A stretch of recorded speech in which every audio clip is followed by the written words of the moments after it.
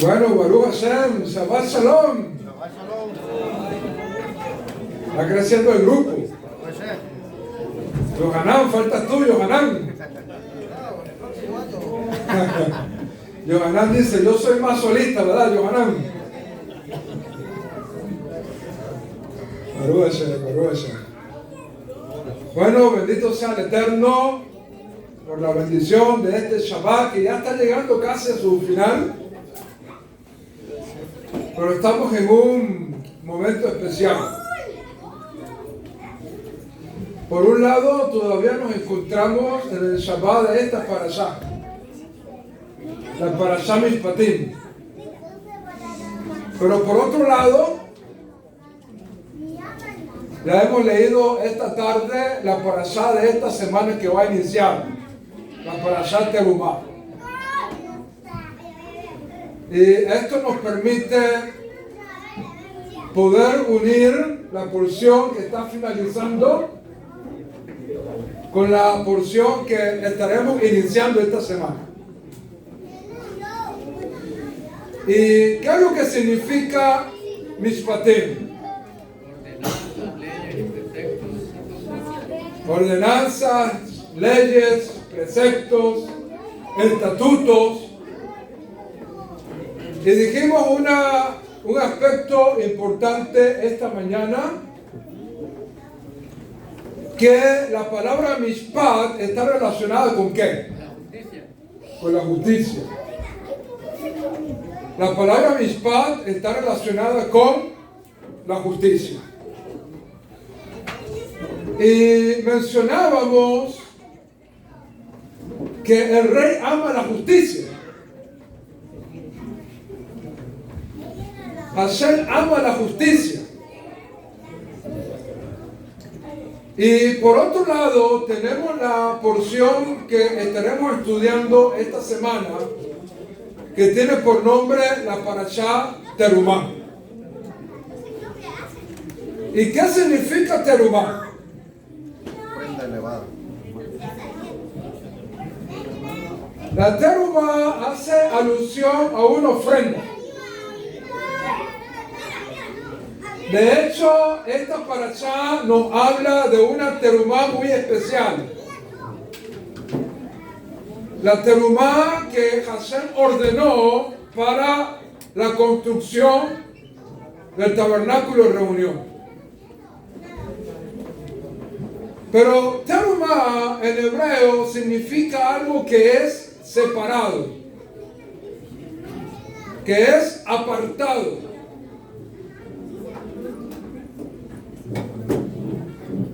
Y por lo tanto consagrado. Sin embargo, el término en sí mismo, terumá, no significa ofrenda, sino que significa algo que es separado.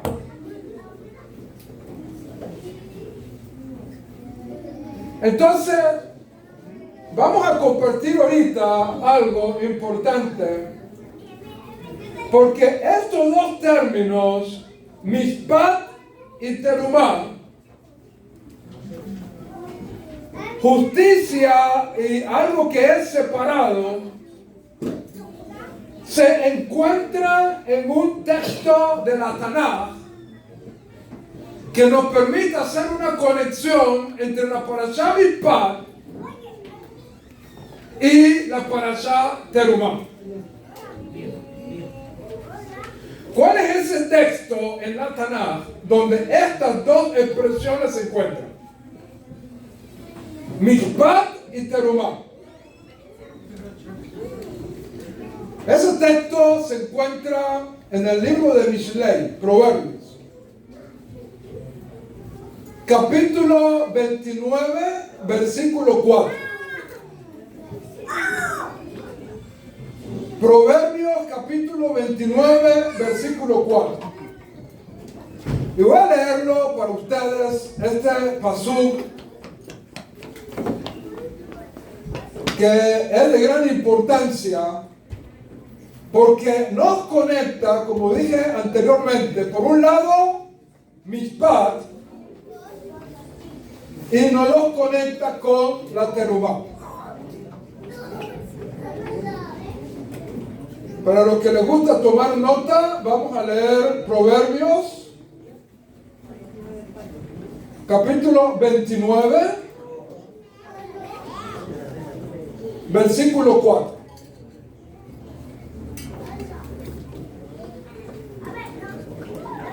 ¿Cómo dice el texto?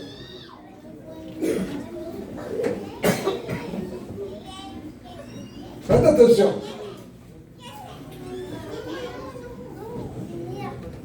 Con justicia.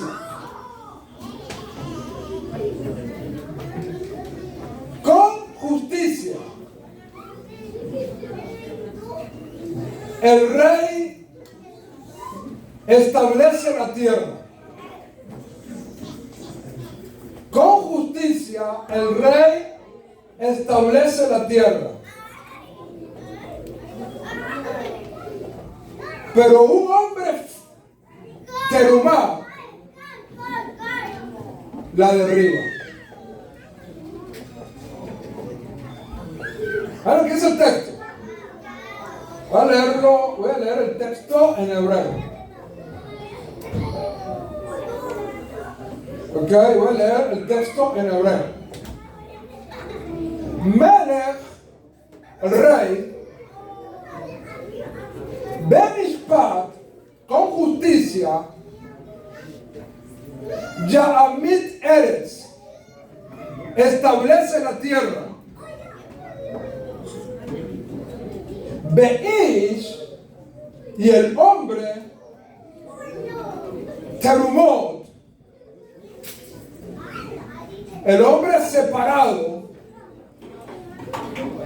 Bejersena, la derriba. No es posible esto.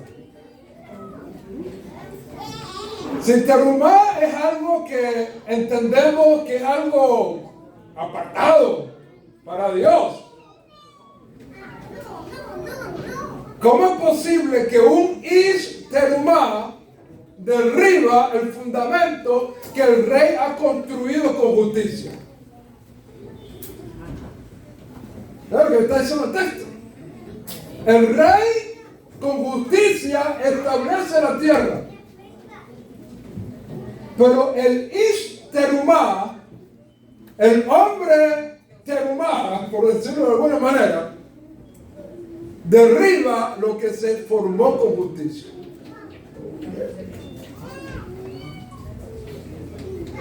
Lo que está aquí presente en este pasú es que terumá significa algo que se aparta,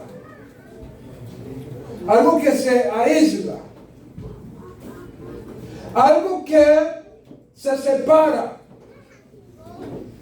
Y por lo tanto, lo que nos está diciendo aquí, que el hombre que se separa, el ish terumá, el hombre que se separa de la congregación, derriba lo que el rey ha fundamentado con justicia.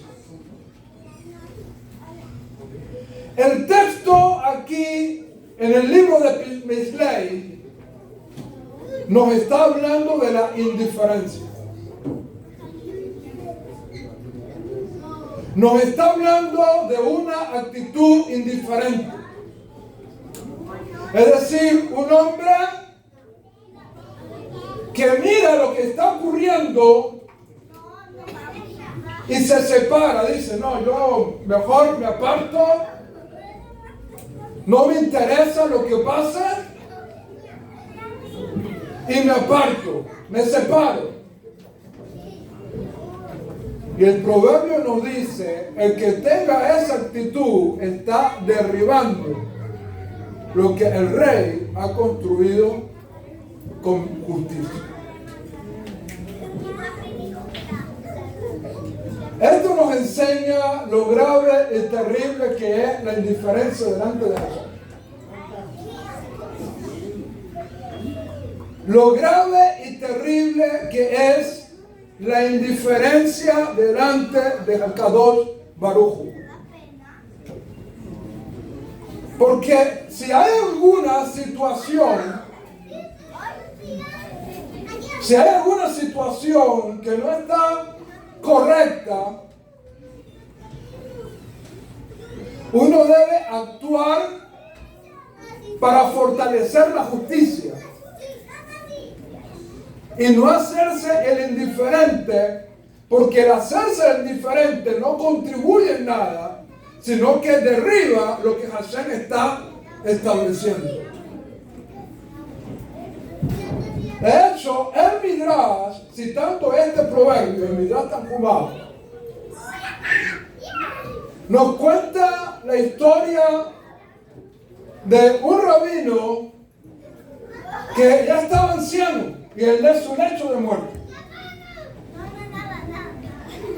Y su nieto se acercó a él para despedirse.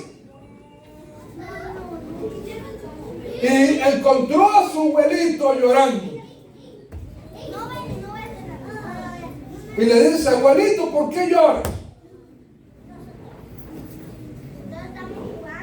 ¿Por qué lloras, abuelito?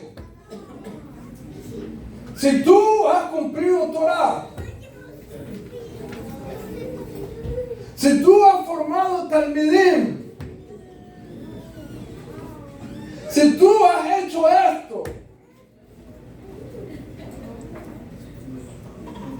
y más bien no has juzgado a la congregación. Entonces el abuelito le dijo: precisamente por eso lloro. Precisamente por eso lloro. Porque quizás en los momentos difíciles, en los momentos de dificultad, tuve una actitud indiferente y quizás por eso voy a rendir cuenta delante de Hashem.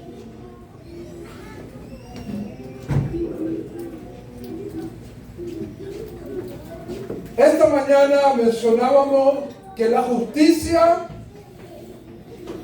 se alcanza cuando cumplimos con aquellos preceptos que están relacionados con mi prójimo. Porque me importa lo que le ocurre a mi prójimo. Respeto sus límites. Respeto, lo ayudo en los momentos de dificultad. Ejerzo bondad hacia él cuando lo necesita. Pero también tengo la responsabilidad ¿de qué? De exhortarlo cuando también lo necesita. La Torah nos está hablando de un equilibrio importante en esta parashá.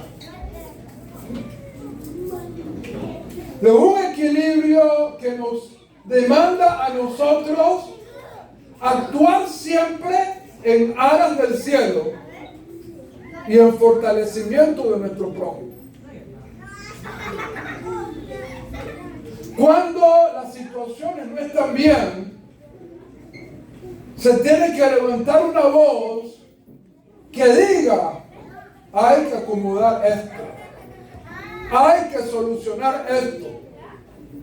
Porque si somos indiferentes, con nuestra actitud de indiferencia, estamos destruyendo lo que Hashem está construyendo. Lo haré. Hashem no lo permite. Hashem no lo permite. Pero imagínate eso. Que seamos indiferentes ante las situaciones, que seamos indiferentes ante los momentos críticos que requieren acción, que requieren sabiduría, que requieren actuar de Shem Shammai. Baruch atah Adonai Eloheinu melech haolam shehakol nהיה בדברו. Amén. Está calentico.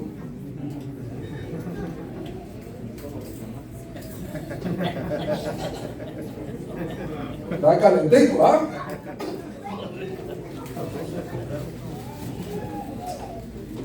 Entonces, esto es sumamente importante que lo tengamos nosotros presentes. La indiferencia, el separarnos para no involucrarnos en un asunto que requiere que el mundo se fundamente, que la justicia se establezca, causa un gran daño que, según el rey Salomón, destruye lo que Dios está estableciendo, derriba lo que Dios está fundamentando. Por lo tanto, amados, Mishpatim no solamente nos llama a guardar los mandamientos para transformar nuestra alma, como lo dijimos esta mañana. Mishpatim no solamente nos llama a cumplir los mitzvot para trabajar dentro de nosotros. Mishpatim también nos llama a obrar para ayudar a otros en su proceso de fortalecimiento. Por eso es que en el judaísmo se enseña que cada uno de nosotros somos garantes de nuestro mal. No hay lugar a la indiferencia.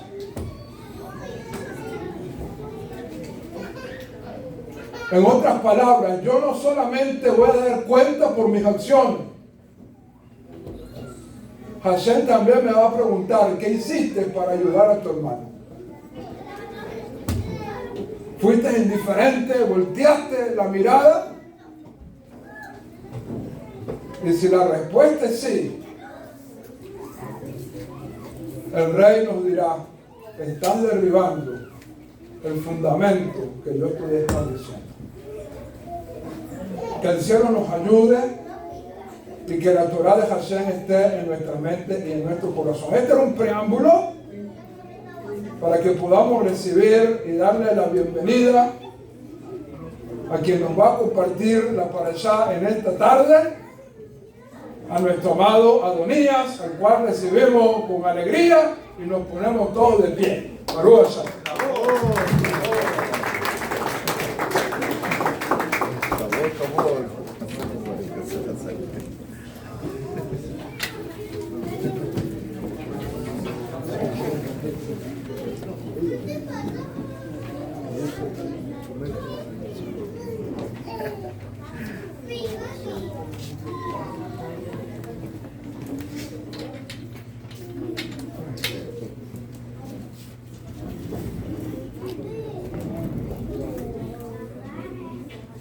Pueden tomar asiento. Gracias.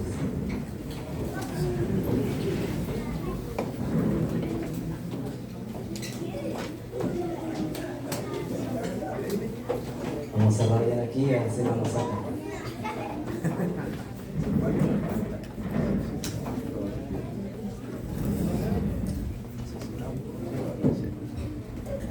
Bien.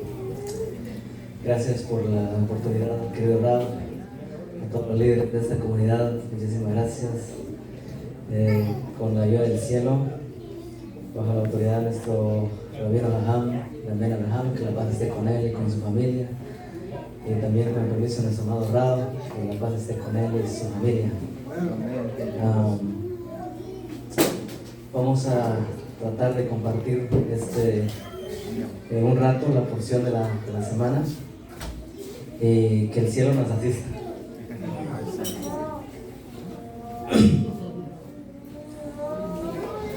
Quiero comenzar con una historia. Había una ocasión,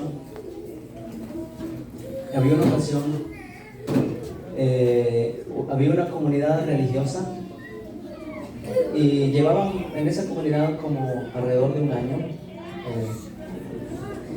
Y justo enfrente, a medio año, se llegó a poner en un edificio, un ateo, resulta que un ateo llegó a poner un bar enfrente de ese lugar, causando que muchos, los débiles, sobre todo, saliendo del lugar, se iban a meter ahí. Entonces eso causó molestia en esa comunidad religiosa, que proclamaron un día, dijeron una vez: nos vamos a poner de acuerdo todos un día, vamos a hacer ayuno y tefilá para que esto se cierre, que esto de enfrente se vaya de aquí. Sucedió que hicieron ayuno, hicieron tefilá. 2 meses después, una lluvia pasó, cayó un rayo y quemó el lugar, se incendió el lugar. Resulta que el dueño se enteró de que en la comunidad de enfrente habían ayunado y hecho tefilá para que su lugar se destruyera, y los llevó a una corte. Entonces los llevó a una corte, y estando ellos en la corte, el juez le preguntó. Vamos hablando justamente de jurisprudencia judía que encontramos hoy aquí en esta porción. Entonces el juez le dijo al litigante, al demandante, le pidió la palabra y le dijo: ¿cuál es el asunto que quieres que yo resuelva?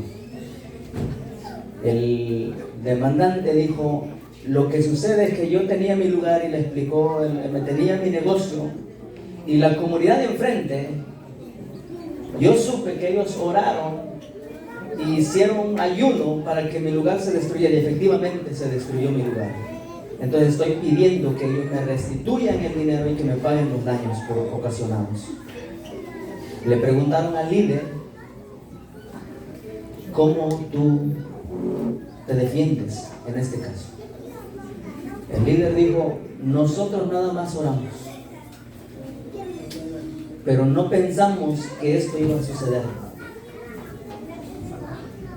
Entonces el juez dijo: no puedo creer lo que tengo enfrente de mí. Tengo un ateo creyendo que la oración de ellos fue efectiva porque Dios destruyó ese lugar. Y tengo un líder religioso que no cree que su oración puede ser escuchada. Entonces, de esto básicamente vamos a tratar las leyes que el Eterno nos da a través de su Torah. Le preguntaron al Rabí Tarfón diciendo, en cuanto a la tefilá, ¿cuánto tiempo debería durar una tefilá? Basado en 2 hechos que ocurrían en la comunidad. Resulta que en una comunidad había un hombre que hacía una tefilá demasiado extensa, muy largo su tefilá. Pero había otro que su tefilá, su oración era demasiado corta. Entonces los alumnos del Rabí Tarfón le dijeron: ¿cuál es el tiempo que debería tardar una tefilá? Imagínense raro que le hicieran una pregunta como esa. A lo cual el Rabí Tarfón dijo: el tiempo que dure no debería importarles a ustedes. No debería importarle. ¿Acaso no está escrito en la Torah que Moshe subió al monte y oró por 40 días y 40 noches? Y si el otro hace una tefilá demasiado corta, ¿acaso no está escrito en la Torah de que Moshe dijo: Padre, por favor, sánala? ¿Acaso no fue efectiva esa tefilá? Por lo tanto, de ahí dicen los jajamim que el tiempo de la tefilá, la efectividad de la tefilá no requiere de un tiempo, sino la verdadera tefilá que debería ser efectiva es con la devoción en que se hace una tefilá. Entonces muchas veces nosotros tratamos de dictaminar leyes que posiblemente pensamos que eso debería ser el tiempo correcto de una tefilá. Sin embargo, podemos ver en la Torah que el verdadero propósito de la tefilá es la devoción con que es pronunciada esa tefilá. ¿Estamos conmigo hasta aquí? ¿Se entiende más o menos lo que estoy tratando de explicar? Créeme que con un público como este es un desafío, pero que, como dije, que Hashem nos ayude, nos colabore.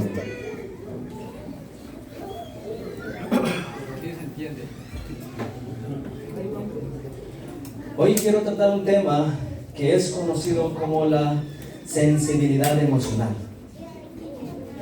Ese es el tema, la sensibilidad emocional.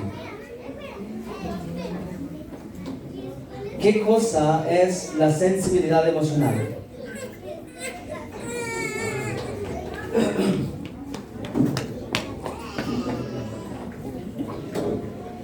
En esta parashá encontramos estas palabras.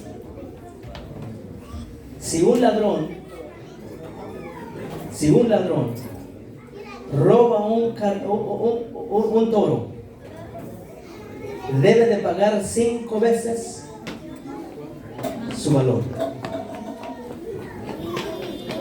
Si un ladrón roba un carnero, un cabrito, debe de pagar 4 veces.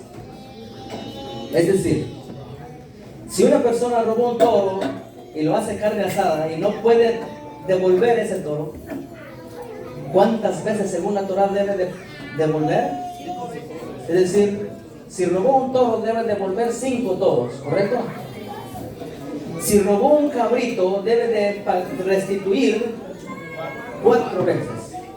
Pregunta, ¿no será acaso es un acto de discriminación animal? El cabrito puede como quejarse y decir, ¿cómo que pasa? Imagínate que se roba un toro, hablando en lenguaje del cabrito, ¿va?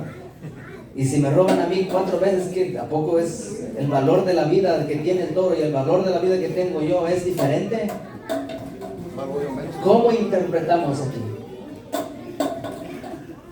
¿Por qué razón? ¿Por qué razón el que roba un toro debe pagar más del que roba un cabrito? Irán tiene ganas de... ¿Por qué es más grande? Irán, ¿cuál es tu...? Y eso que el toro es más caro. Si hablamos de que por lógica, el que roba un toro debe de pagar más o debe pagar menos. Luego para robar tiene que llevar el animalón, no tiene que esconder con el animalito, meter costal y ya cargado y buscarle ya. Muy bien. Vamos en sincronización con esto. ¿Por qué razón, dicen los Jajamim, que por qué razón el ladrón que robó un cabrito debe de pagar menos? La respuesta, dicen los Jajamim, que es porque si robó un toro no hizo ningún esfuerzo físico, sino que simplemente lo desató y lo llevó y no hizo un esfuerzo físico. Sin embargo, cuando robó el cabrito, dice los Jajamim que lo cargó y se sometió a un esfuerzo físico y a una vergüenza, que por ese esfuerzo físico y por esa vergüenza Hashem dice, vas a pagar menos. Porque el hombre se sometió a un esfuerzo físico y a una vergüenza, y por eso dice Hashem, vas a pagar menos. Cuéntanos, Jajamim, que si Hashem trata de esa manera a un ladrón, ¿cuánto más no va a tratar con alguien que es cumplidor de la Torah? De aquí aprendemos un principio.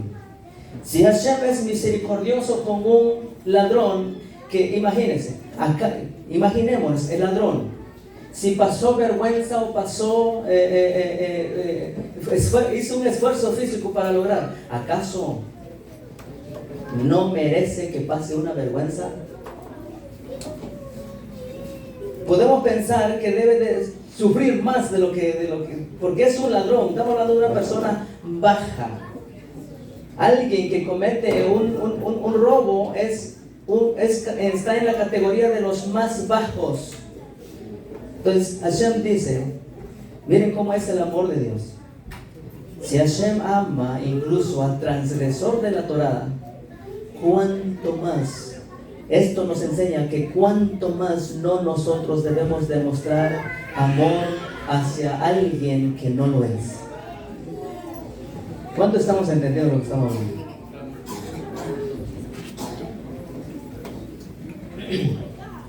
Y eso es la sensibilidad emocional. Tener sensibilidad emocional. Gracias, princesa.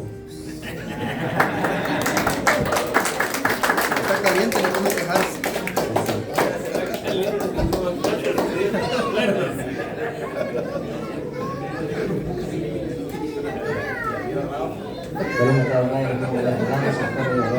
Amén.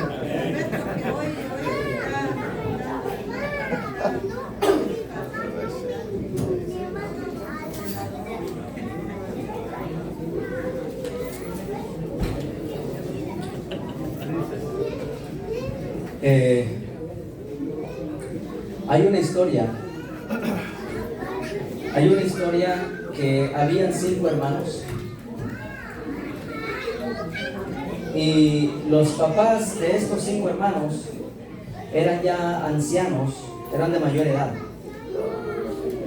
y ellos recibían pensión, pero se llegaron a endeudar los viejitos, se llegaron a endeudar de tal manera que su deuda era mayor de lo que ellos recibían en pensión. Y cada vez sus deudas se iban creciendo. El hermano mayor convocó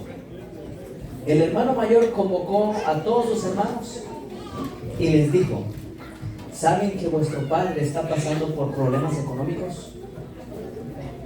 Y entonces se unieron y dijeron: pues vamos a hacer una cooperacha. ¿Cómo le dicen? Vamos a unirnos y cooperar por nuestro padre y solventar sus problemas económicos. Entonces, cada uno puso $10,000 para solventar el problema de sus padres, excepto el hermano mayor, el quien causó que esa cooperación se diera. Entonces, pusieron en el sobre, así como hacemos en la mañana, pusieron en el sobre: de todos tus hijos, para ti, papá. Entregaron ese dinero al padre. El padre abrió ese sobre. Cuando él lo abrió, dice que él soltó las lágrimas y no podía creer lo que los hijos habían hecho por él. Entonces dice que él pasó por cada hijo, comenzando por el primogénito, y le dio un beso y le dio una bendición a cada uno. Pregunta para ustedes: ¿el hijo mayor debió decir que no puso nada, o debió quedarse callado?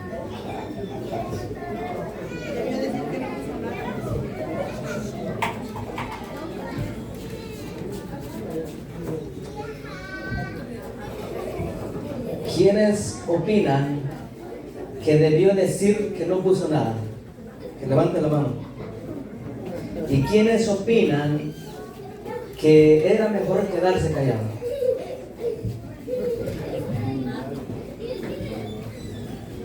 Por causa de él lo lograron. Si él no hubiese hecho... Dicen los sabios que aunque él, por los méritos de él, causó que se solventara el problema, no obstante, decimos en nuestro sidur, cuando hacemos tefilá, ¿qué decimos? El hombre debe ser siempre temeroso de Dios, tanto en privado como en público. Debe decir siempre, confesar siempre la verdad en su corazón. Entonces, teniendo ese hecho, ¿debe de decirlo o no debe de decirlo? En decirlo puede causar un dolor en el padre y que tal vez el padre tenga un tipo de favoritismo por los demás. Y en quedarse callado no existe la integridad en él. Por ende, dice Benjamín que era mejor de que él fuera honesto con él mismo, incluso si esto podía causar un tipo de disgusto. ¿Por qué? Porque en quedarse callado está comprando la conciencia y el corazón de alguien. De esto se trata justamente lo que estamos hablando. La sensibilidad emocional es saber cuándo nosotros pudimos haber tan herido a alguien o incluso causado una alegría. De hecho, está tan prohibido, está permitido tener una sensibilidad emocional muy sensible, de tal manera que tú te das cuenta. Por ejemplo, dice que está prohibido invitar a una persona a un almuerzo si sabes que de antemano no puede ir. Es decir, tú te enteraste que tu amigo iba a tener un viaje el domingo que viene, y por quedar bien tú le dices: oye, mira, te invito a un asado el domingo que viene. Entonces, obviamente él te va a decir: mira, sabes que no puedo, tengo un compromiso el siguiente domingo.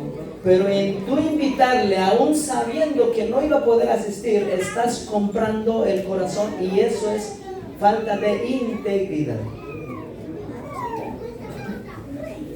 Tener sensibilidad emocional es saber que incluso nosotros los casados, dice Benjamín, que los que tienen esposa no pueden hablar de temas de casados en frente de alguien que no lo es, porque no sabemos cuál es el desafío de la otra persona, y por ende puedes estar, en vez de que estás actuando bien, involuntariamente estamos causando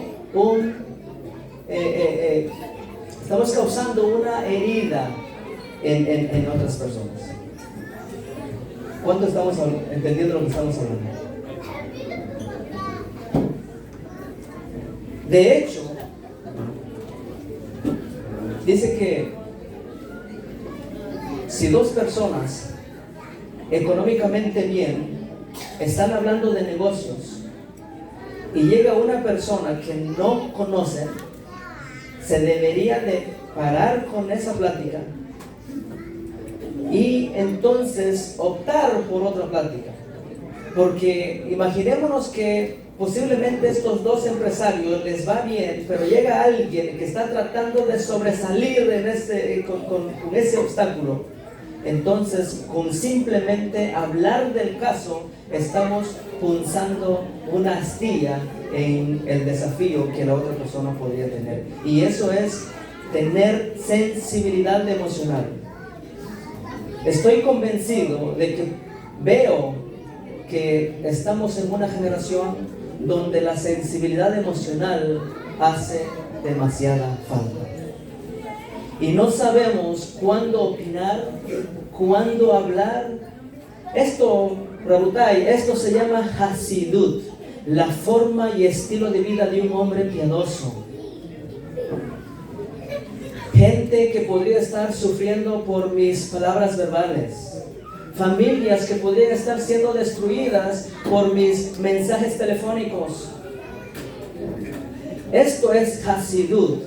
Guardar Karut. Baruch Hashem, todos guardamos Karut, Baruch Hashem. Pero Hasidut es más importante que Karut. Entonces, que esta parashá nos abra el entendimiento, incluso para tener la sensibilidad emocional de tratar temas en el momento correcto, en el lugar correcto. En el libro de Job, por ejemplo, con esto voy a terminar. Voy a poner una imagen, y antes de poner esta imagen, voy a contar esta historia. Había en Israel un Gabay. Un Gabay, apenas lo aprendí ese término. Un Gabay es aquel que sirve té todos los días cuando los varones hacen tefilá. Entonces dice que en Israel, en una sinagoga, había un Gabay conocido que su trabajo era servir té después de que todos terminaban la tefilá. Entonces resulta que él servía té 3/4 de vaso, no llenaba el té, 3/4 de agua del vaso, ¿verdad? Entonces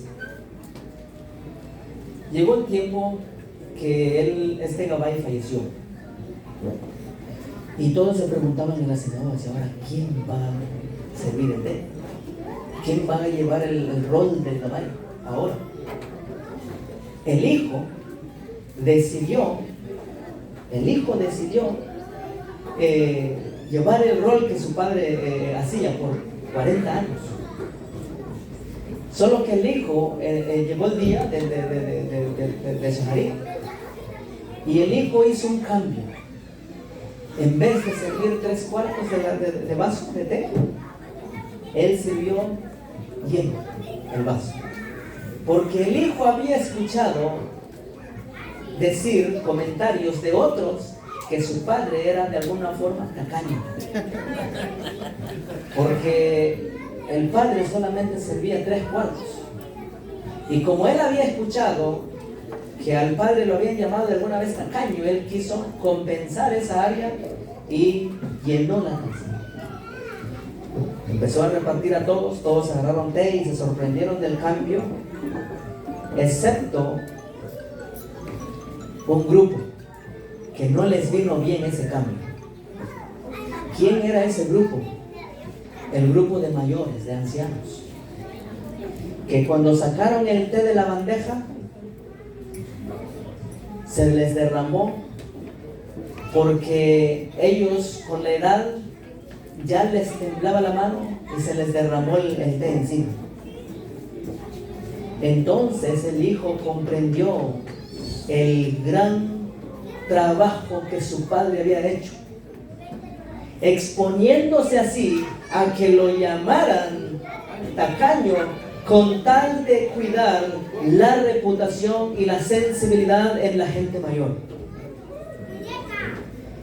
Entonces, que esta enseñanza que a través de esta enseñanza podamos adquirir la sensibilidad emocional correcta. Está escrito en el libro de Job. Solo pregunta a los animales. Estoy leyendo Job 12. Y ellos te enseñarán. Pregunta a los pájaros del cielo y ellos te contarán. Sigue diciendo: deja que los peces te hablen. Y por eso vamos a ver en el último. Quiero terminar con esta última diapositiva. Como ustedes pueden ver, ahí está una jauría de lobos, una manada de lobos.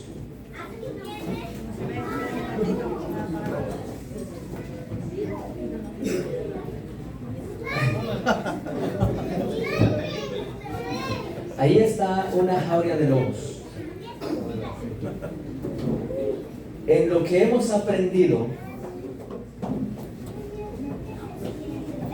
los que van adelante, ¿quiénes pensamos que son?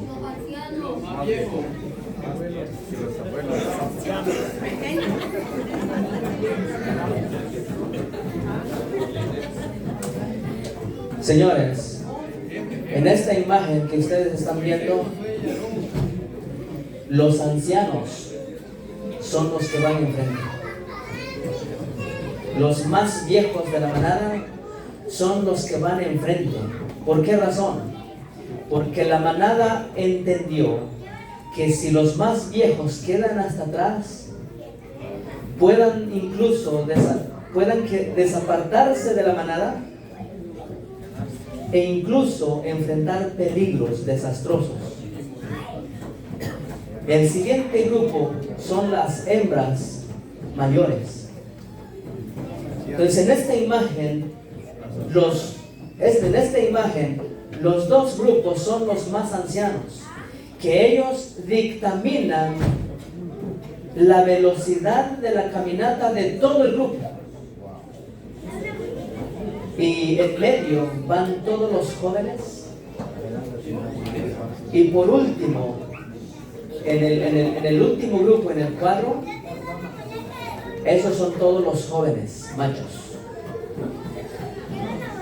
Y el último que está en la flecha, ese es el líder de la manada. El último es el macho alfa, el quien va hasta atrás y el quien revisa que toda la manada vaya bien y revisa todos los peligros. Rabutai, cuando entendemos la sensibilidad humana, nos va a permitir de tener conciencia con nuestros semejantes. Cuando tengamos y despertemos la sensibilidad emocional humana en nosotros, nos va a permitir y nos va a ayudar a cómo tratar con nuestros semejantes, con nuestro prójimo, con nuestros padres.